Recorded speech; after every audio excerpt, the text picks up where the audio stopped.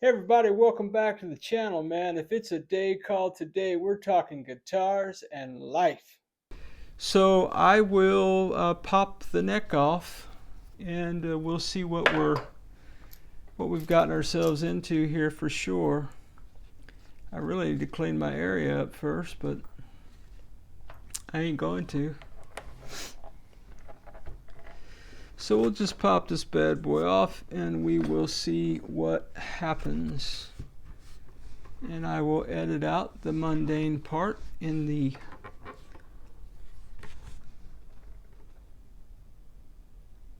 post-production, as it were. Longest screwdriver in the world, please don't listen. Well, that's kind of ugly looking. Get you in here close.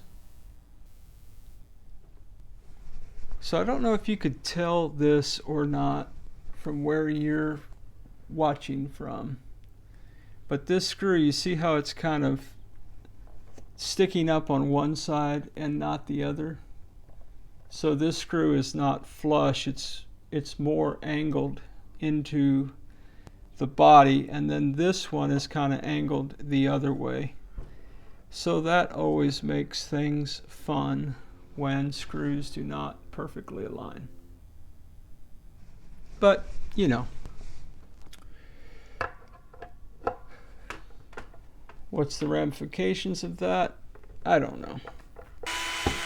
By the way, I'm holding the neck in the body of the guitar while I do that. If you don't do that, then sometimes when you flip the guitar over, or even before you do, then you've got a neck that falls on the table. We'll come back and look at what I'm seeing here. Okay, so first things first, let me gingerly move all my apparatus out of the way. See if I can't lay this bad boy flat-ish.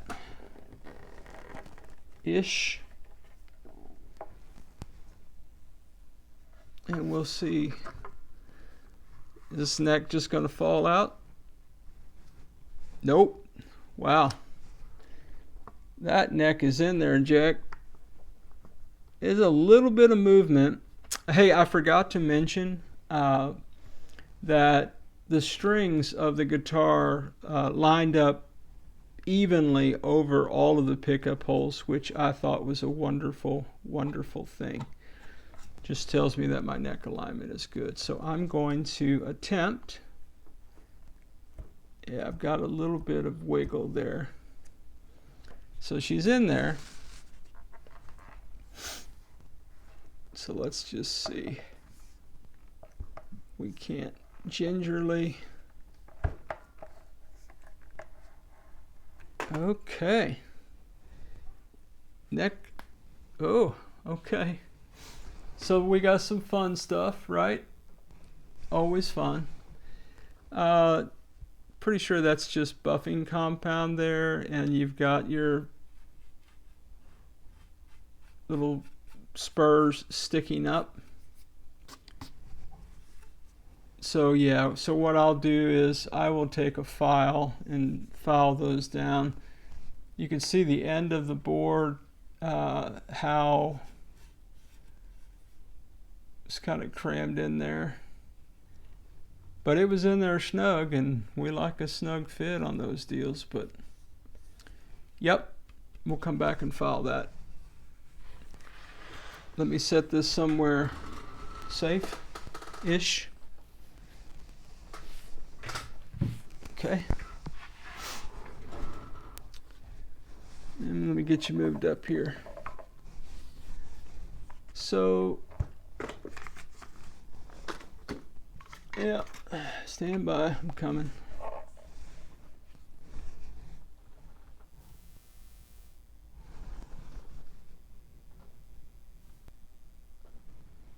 Okay, so the inside of the neck pocket, a couple of fun facts. One, there's a shim in there. This little piece of bamboo kind of thing. Yeah. And then you've got just a whole lot of what's weird about it is it's debris. Some of it is the wood from the screw holes, but then there's just a lot of like built up, I don't know what that is, but it just needs to be leveled. All of this, it's not just that you can see it, but you could feel it, which means that the neck is not exactly level in the pocket, which is probably why they had to resort to the shim to try to meet the height of some of those bumps. It's not a scientific measurement, it's just my thought about what we've got going on at the moment. And you can tell that they dremeled this pickguard to get it to fit, but probably should have dremeled a little bit more on this side. There's just a smidge of an overlap. I will show you the back here. So when I took the neck off the guitar, there's just a couple of things here. One is I've got this interesting kind of black something. Oh, it's coming off. That's good news. And then there's a little bit of a raise here in the finish and here in the finish. Thankfully it is not chipped. There is just the smallest of indention here around this hole. So yeah, not too concerned about that. But I'm just pointing things out. This is what we do in Under the Hood, right? We take it apart, we look at everything, we mention everything. There are no secrets here. Everything is being revealed about the Vicer's ST style guitar.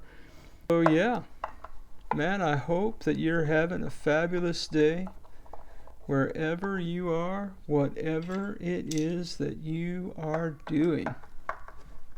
That your day is filled with the people you love and stuff you dig, man. Life is short, my friends. Life is short. Yeah, just an observation as I'm unscrewing these. This plate is like no trem cover plate I've ever felt before. You know, typically the 1-ply, 3-ply trem covers, they're thin, and this one is thicker, maybe even thicker than a 3-ply. If I have one laying around, I'll measure it out. But the non-scientific finding, just eyeballing it, it feels pretty thick. And not only that, I guess we could measure. Yeah. If I could see, that would help.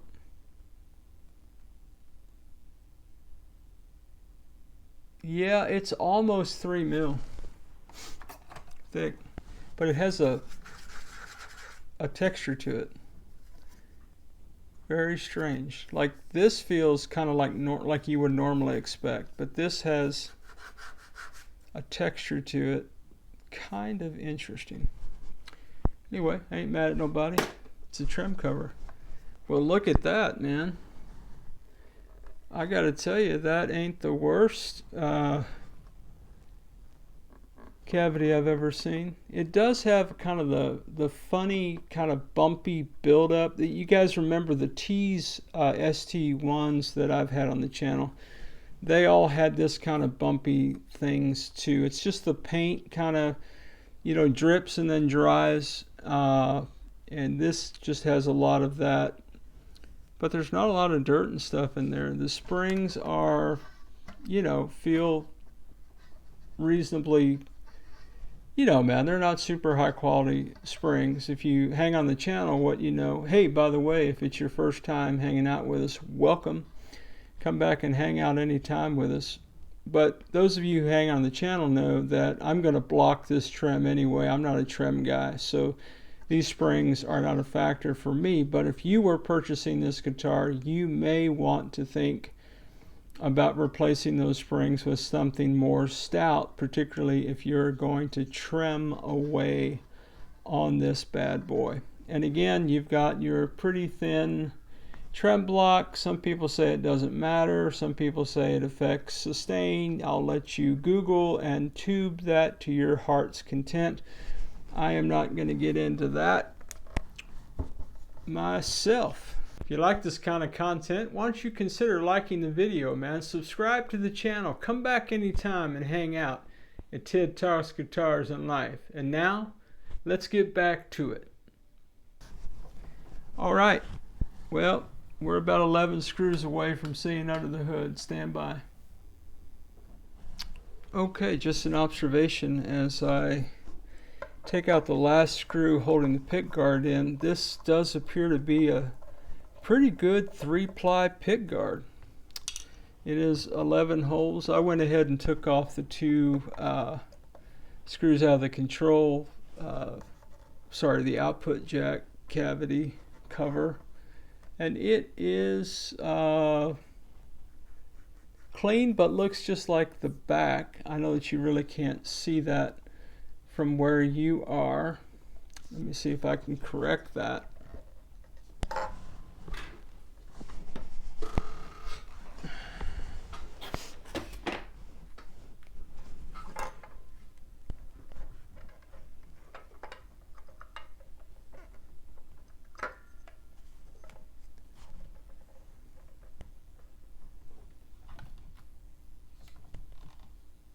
Yeah. So pretty clean in there. There's lots of buffing compound, or I hope that's what that is. I don't think it's sawdust.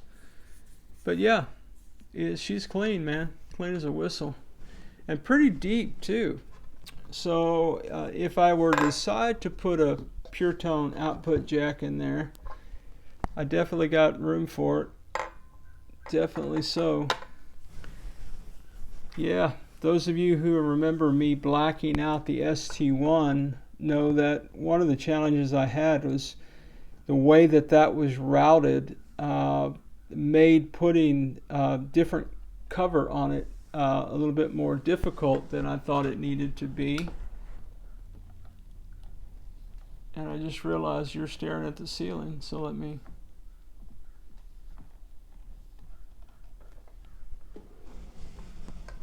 And I've got those parts, the parts that didn't fit the ST1, the covers that didn't fit the ST1. I may get one out and see if it fit right there. I don't know that I'm going to black this out, J-Man. Don't get excited. I'm just saying I might as well test the parts out that I have. Okay, the big finale is going to be electronics. I'm not going to take the bridge off. You can see, this is just kind of your standard saddles that you would see on just about any kind of import kind of Strat ST style guitar. So yeah, electronics. Oh, there's always one more screw, You ever notice that? Always one more screw. Here we go.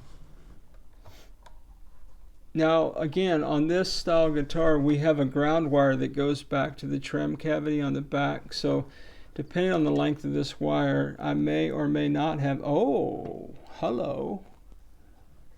Wow. Isn't that fancy? Sorry, I got distracted by what looks like to be a piece of the pickup wire hanging down. Distracted me. Okay, all right, I'm feeling you, man. So,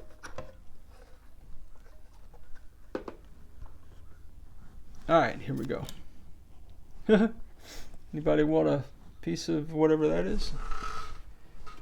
So yeah, man, the route is routed. So it's not quite the swimming pool route like you would get in the Tease or something like that, but definitely you could put a humbucker in here if you wanted to, and maybe obviously there's one in it on the back already, and this is cut just for the single coil, and you can see that it all has that kind of chunky monkey. Let me get you up there and see if you can see it. Whoa, it's like riding an elevator, but different, isn't it?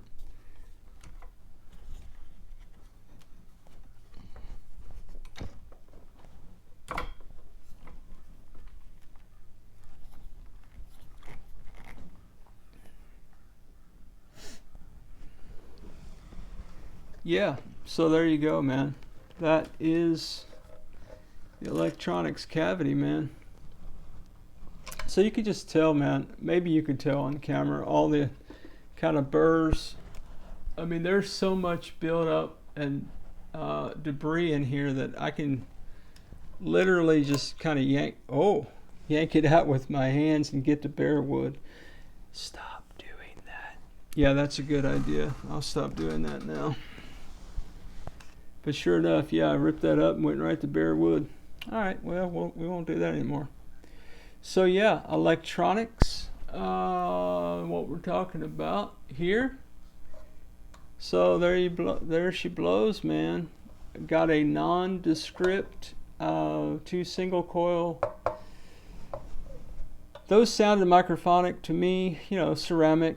That's okay, it's what you expect for $129 guitar.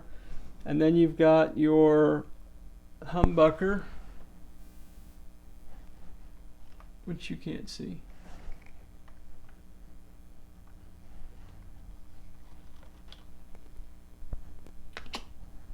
So what we all expected to see, 2 ceramic nondescript single coils. I could pop the cover, but I'm not that interested in what the brand or anything. I don't know if there's a brand on here. The humbucker is also nondescript. There's no branding on it to speak of. Does have a nice plate to it. I'm not really a humbucker guy, but you guys tell me in the comments, you know, how's that look and how did it sound in the playthrough? I'd be interested in that. You've got, again, dime size pots, 2 green chiclets, and a box switch. And you know what I say about that, man? If all that works for you, rock and roll the situation, man. But you do you, man. You do you. Nothing I do is prescriptive, just descriptive of my crazy journey. So, well, that's the electronics. That is the route. For those of you who want to know, can you buy a $129 guitar from TEMU, end up with a body that you can put just about any pickup config you want? This is pretty good. It'll get you there except for the middle position. Yeah, man. Yeah, that is the thing. So from here, what I will do is think through a project plan and think about what I need to do next. So yeah, for sure, next up I need to tackle this pocket, and the screw hole placement is a little bit concerning to me for the neck, in that they were not what we would call straight through the body of the guitar. Although they did thread the body, the screws were in there pretty crooked. So I'm a little hesitant with this one to bore those holes out, although that would be my standard practice, would be to bore the holes out. Now guys, look, man, I know that that's a controversial subject, and you can put it in the comments if you have strong opinions about whether or not boring out these holes is a good idea or a bad idea.